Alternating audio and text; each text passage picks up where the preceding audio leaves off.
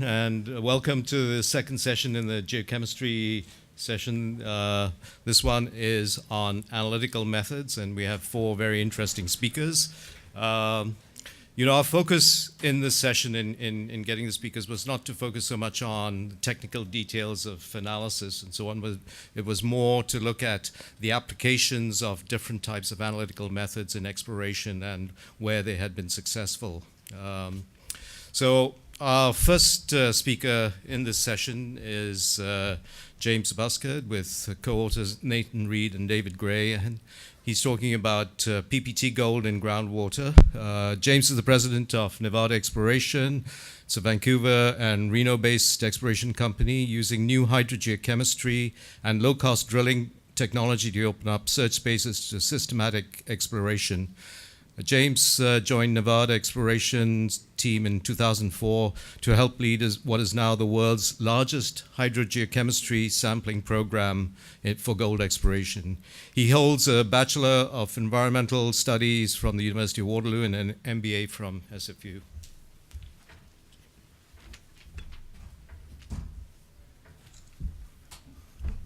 Just sip the water. Is there a timer or no? Oh, perfect. All right.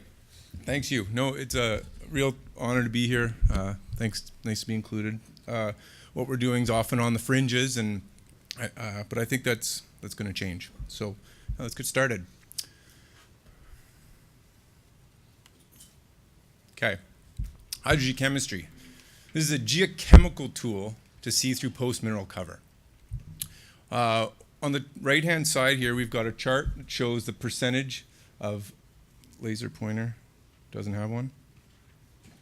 Anyway, we've got a representative chart of the percentage of bedrock that's exposed versus covered in each of Canada, Australia, and Nevada.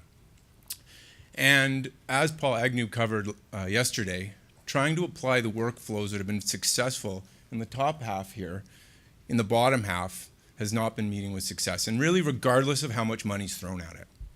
And as he said, the whole industry is here waiting for the Holy Grail.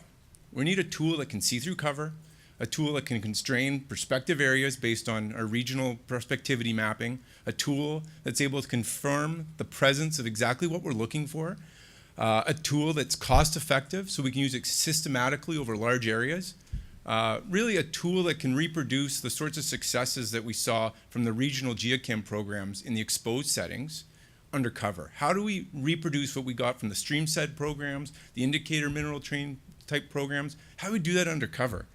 Well, we put to you that the future of this really lies in looking at the groundwater.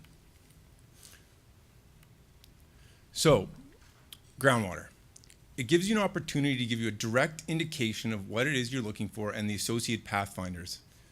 It moves. This thing can create, groundwater can create bigger footprints. Bigger footprints mean fewer samples. Also, by moving, you get vectors, you get gradients. These are things that you can follow. It also likes to follow structures, areas of high hydraulic conductivity. That gives you opportunities to look for things that are deeper. Altogether, you can lower your costs.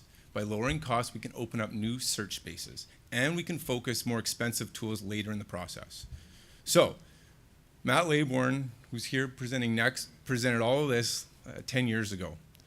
And so here we are, 2017, and I'd like, very quickly with a show of hands, I'd like to know how many people in the room 10 years later have gone out, collected a groundwater sample, and analyzed it specifically for exploration. That's pretty good. Half a dozen, fine. Yeah, early adopters, that's terrific. Well, what about, why aren't the rest of you guys using us? Why isn't this something that's mainstream today? Well, I put to you that most people haven't had the opportunity to review large data sets and become comfortable with it. And left with lots of questions. I mean, often people ask, well, doesn't it move? How do you know where these anomalies come from? And with respect to gold parts per trillion, is that a handful of counts on the ICP that you need special glasses to see?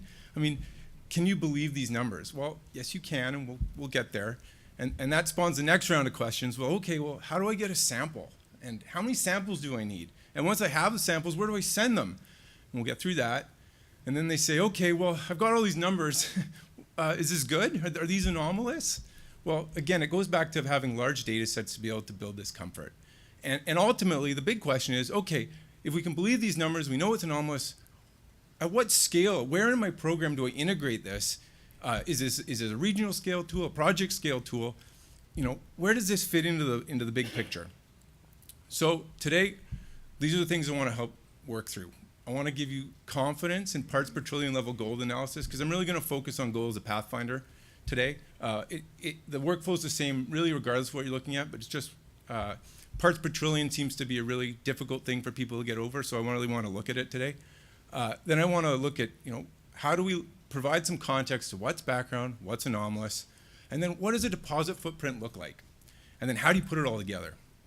So we're going to look at some regional scale programs, some big sampling programs. We're going to look at some results from some footprint studies, and then I'm going to give you an example how we're putting it together in a base, you know, in one basin in Nevada, how we're doing it. All right. When it comes to gold, the best pathfinder for gold is gold. But when you're dealing with gold, you've got to come to grips with the fact that it's very low solubility. And what does that mean? Well, we got to pay attention to much lower concentrations than what we see with other pathfinders, and these concentrations return to background over much shorter distances. So in order to respond directly to gold, we need sensitive analytical methods, and we need reasonably tight sample density, which all sounds good on paper until you go out to your favorite basin target and realize that there's not a rancher and a farmer and a windmill spaced neatly down the range front at the sample spacing you'd like. So in order to get over this, many have looked at using a combination of gold and plus other more soluble, more mobile pathfinders to get over these big distances between samples. But what I put to you and what I hope to get to at the end here is really show you that the power of groundwater chemistry is so valuable that it's actually worth drilling specifically for water samples.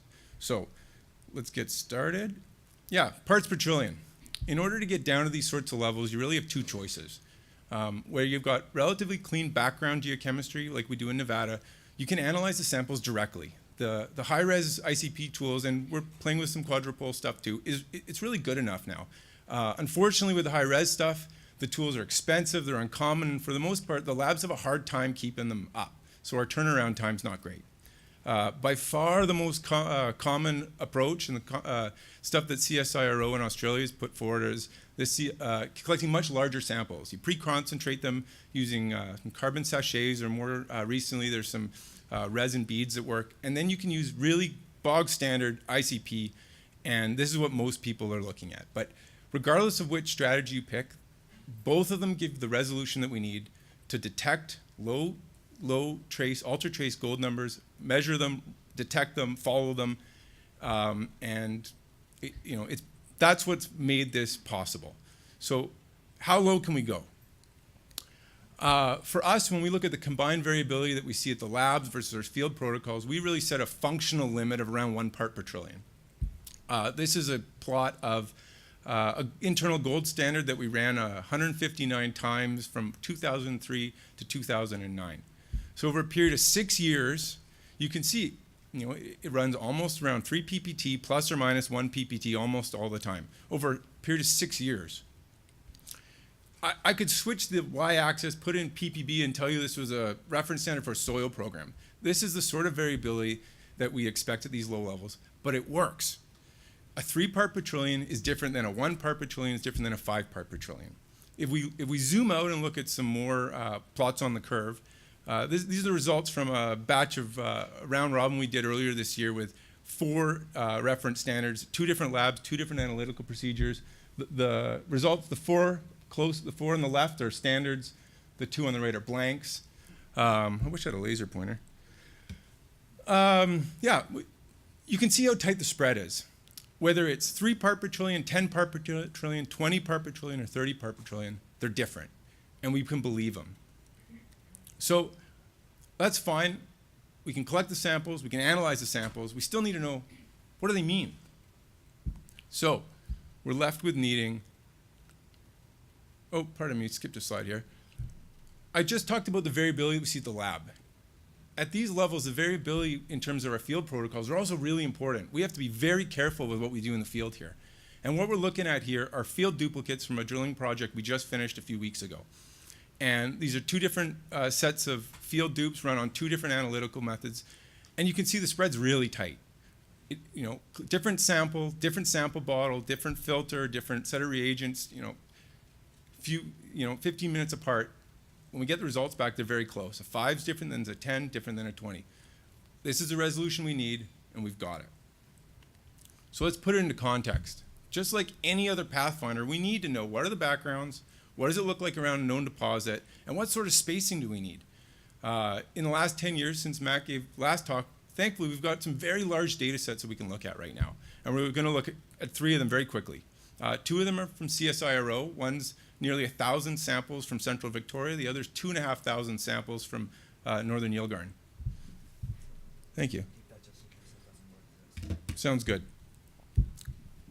And then we'll talk briefly about our program in Nevada.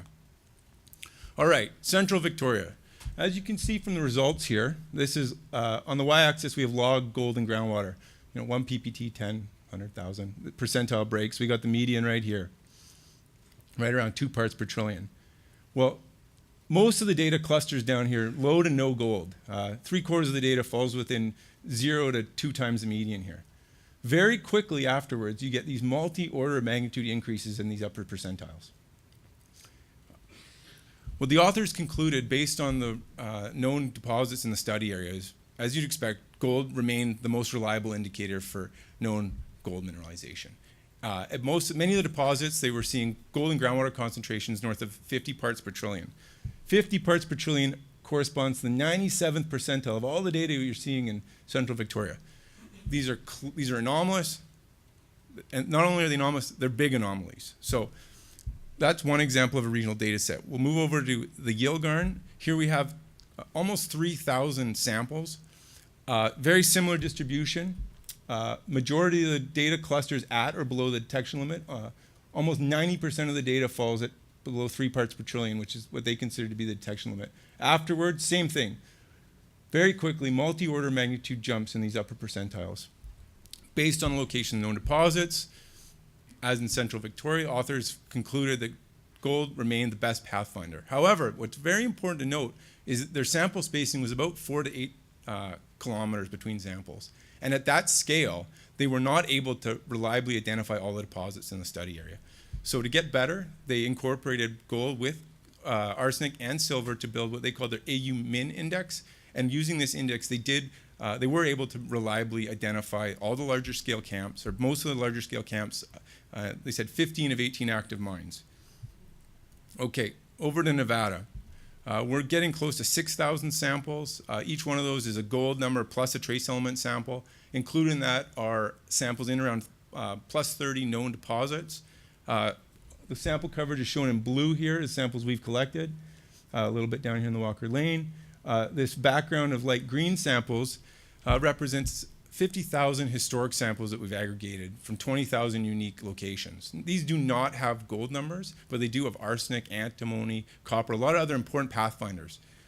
When we take a look at the distribution of gold, it looks very similar to the 2 distributions we just looked at from Australia.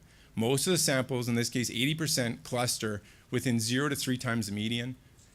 Very quickly afterwards, multi-order magnitude increases.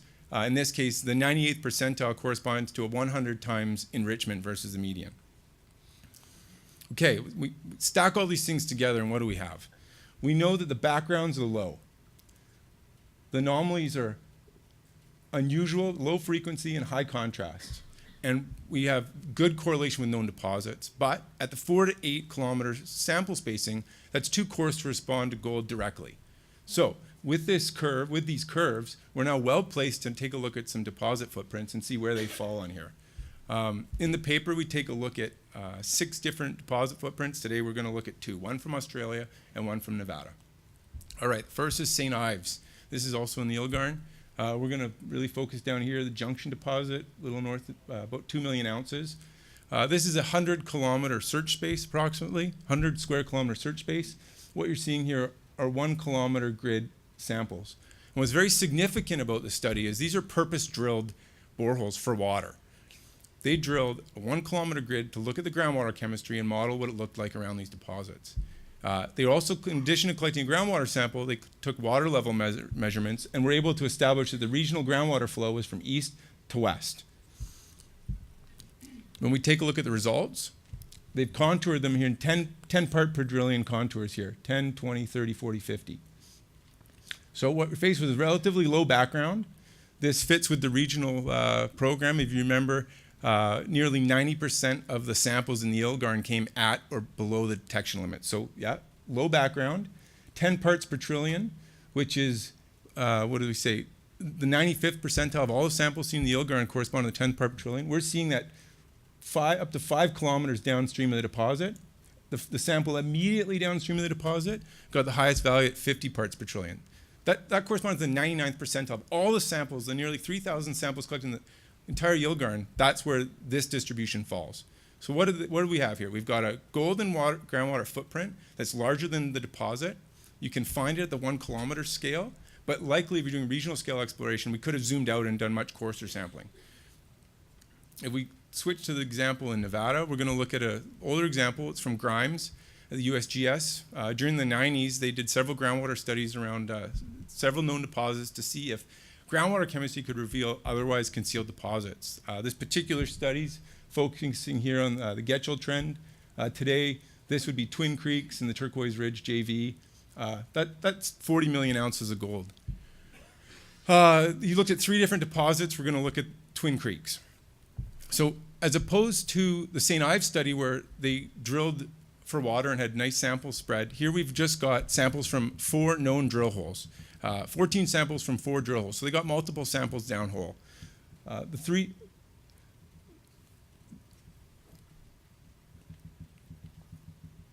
three samples closest to the mineralization, pardon me, are shown in red, with one located 800 meters downstream. Right at the deposit, each sample location saw at least one sample greater than 10 parts per trillion gold, with a highest value of 20 parts per trillion. Downstream, the range was 11 to 26. Just like at St. Ives, Twin Creeks has a measurable dissolved gold footprint, and this footprint extends well beyond the extent of the mineralization. So, when we look at all the case studies, Grimes and all the ones in Australia, we're left with low backgrounds. We're left with a range of gold and groundwater anomalies around the deposit. Here in Grimes, 1 to 140. And in fact, they had one hole that penetrated the oxidized mineralized deposit and got up to into the thousands. So this is important because Grimes happened more than a decade earlier than the other studies. It's a different part of the world, different analytical procedures, different field procedures, different deposit types, different background hydrogeochemistry, and the spread of data is virtually identical to what they're seeing in Australia. So when we take a look at the footprints versus the regional data sets, with the footprints, these are measurable. The analytical tools, the field tools are good enough. We can recognize them. The backgrounds are low, the contrast is high. They're bigger than the deposits. We don't need that many samples to find them. There is some variability that we need to pay attention to, which I'll talk about in just a second. But you overlap these footprints versus the regional data sets, and they correspond to the upper percentiles of what we see regionally. And furthermore, the enrichment that you see at these deposits is significant. The contrast is high. Yes, there's some variability. You know, are the groundwater, what's the pH? What's the EH? Has this groundwater had an opportunity to see the deposit? Is it oxidized? Is it not oxidized? These are all important variables. And so it's really important to understand what are the appropriate questions to ask of this data. We're not here trying to rank data. We're not saying a 30 part per trillion sample is better than or anomaly is better than a 60 part per trillion anomaly. What we're saying is we have a tool here that can reduce large search spaces and focus our efforts where we have a direct indication of what we're looking for. So very quickly, how do we use it? Where do we use it? This is a view frame of north central Nevada focused on the Battle Mountain Eureka Trend. This is focused here on the Pipeline Cortez complex, about 40 million ounces, produces 1 million ounces per year. These range fronts very well explored.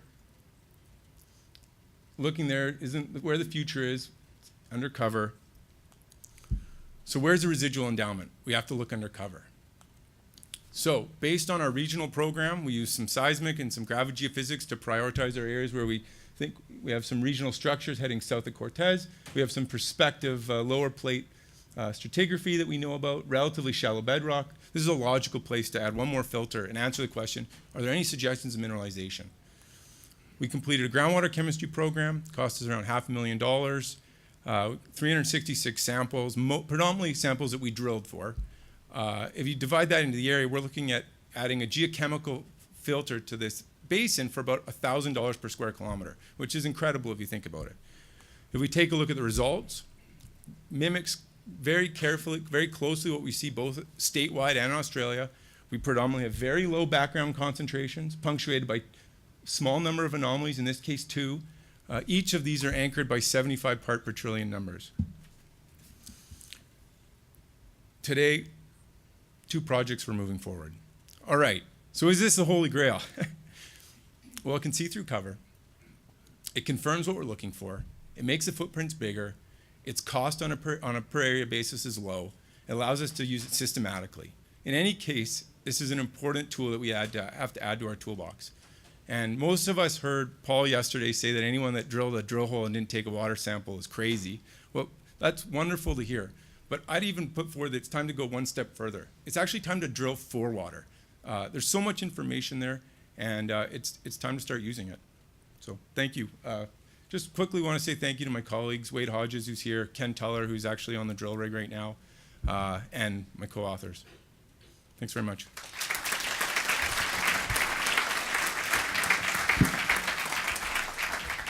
Thank you very much. We have time for one question. Over there. Go ahead. I'd like to talk, brushed over quite quickly the variabilities on pH and EH Yeah. and seasonal and dissolved solids. Can you expand on that a bit? Yeah. So let's start with seasonality. We've been going to the same places, big snow years, small snow years, year in and year out. And the residence time for this groundwater is so long, it moves so slowly that we really don't see any variability seasonally. In terms of pH and EH, in Nevada we have fairly consistent background geochemistry, and so there's lots that we could look at into site-specific conditions like that. But ultimately, what we're looking at is a fairly coarse, almost binary filter. It's nothing, nothing, nothing, nothing, nothing, nothing, nothing, nothing, and a few times out of 100 we have a reason to go back. So yeah, all these things are important, and whether or not the pH and EH is such that we're going to get a 10 part per trillion versus a 50 part per trillion, that's not really the scale at which it's important to use this tool. I mean, as we move to project scale work, which we are, that stuff becomes more important, but for the purpose of today's talk, which is regional exploration, we don't pay too much attention to all of that. I mean, it's not that we don't pay attention to it, we certainly measure it, but the variability is such that we still get, big anomalies, mostly background. Okay, one more. Very quick question. Do you filter and acidify? Yes. You do. In the back? Are you always sampling the top of the water table, the upper hydrostratigraphic interval? And have you looked at lower, water to see how relationships change? Like in 3D? Yeah. Yeah, absolutely. We just don't have time to get there today. And this will be what we'll talk about 10 years from now. Yeah, so the first thing is we're always trying to balance cost with where we are in the exploration process, right? So when we're going to a new basin, we're trying to do this as cheap as possible. So we're going down again the first sample we can, move over, do it again, right? Once we've used that as a filter to focus, let's say we're in a 500 square kilometer basin, we're now down to 10 or 20 square kilometers, absolutely. Just because the response you see at the first water you sample, that doesn't necessarily, the highest value there isn't going to correspond to where you need to go. So yeah, absolutely, at that point it's time to zoom in. What we do is we're getting samples, in this case, every 10 meters downhole. And certainly the variability that you see at surface here doesn't necessarily equate to the variability you see down here, right? And so yeah, it's a matter of scale and where you are in your workflow. Okay, I think we have to cut it off there. Thank you very much. I'm sure you'll be able to talk to James in the lunch session. Thanks very much. Thank you.